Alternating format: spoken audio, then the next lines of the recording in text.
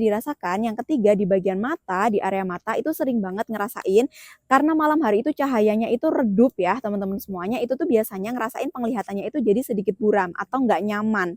Nah ternyata 3 gejala ini itu tuh bisa terjadi akibat gula darah yang terlampau tinggi. Karena ketika ibu aku gula darah di angka 400, sebelum tidur itu pasti beliau itu ngerasain kakinya itu seperti kesemutan. Bahkan ada fase di mana beliau itu sampai nggak bisa tidur dan begadang gara-gara kakinya itu benar-benar sakit yang seperti disayat-sayat, seperti benar-benar berjalan kayak ada duri-durinya.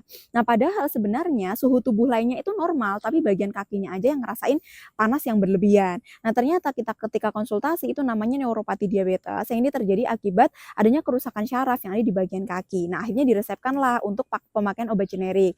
Cuma memang ibu aku tuh tetap ngerasain sering banget begadang karena tadi kalau nggak gitu udah tidur, tapi kebangun gara-gara ngalamin tubuhnya itu di bagian kaki itu bener-bener yang nyeri kesemutannya itu sampai seperti ditusuk-tusuk jarum. Nah dari situ akhirnya pada waktu itu beliau itu coba untuk cari berbagai macam alternatif, mulai dari ke alternatif untuk pakai, apa namanya, obat-obatan alternatif, jamu dan lain sebagainya, tapi memang belum ada perubahan yang signifikan. Sampai akhirnya pada waktu itu ada saudara yang rekomendasiin, "Coba deh untuk pakai vitamin Cina, untuk fokus detoksifikasi." Nah awalnya ibu aku juga ya udahlah dicoba karena segala macam cara dicoba. Nah ternyata ketika beliau pakai detoksifikasi fokus untuk mendetoks tadi, ternyata yang dirasakan bagian kakinya ketika tidur itu udah nggak terlalu ngerasain nyeri yang terlalu berlebihan ketika beliau itu sudah kurang lebih 10 hari konsumsi.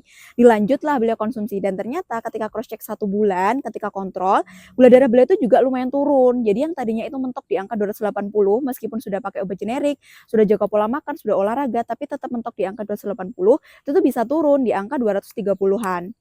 Nah, lanjutlah konsumsi di bulan kedua bisa turun lagi di angka 180 sampai di bulan ketiga itu turun di angka 150-an.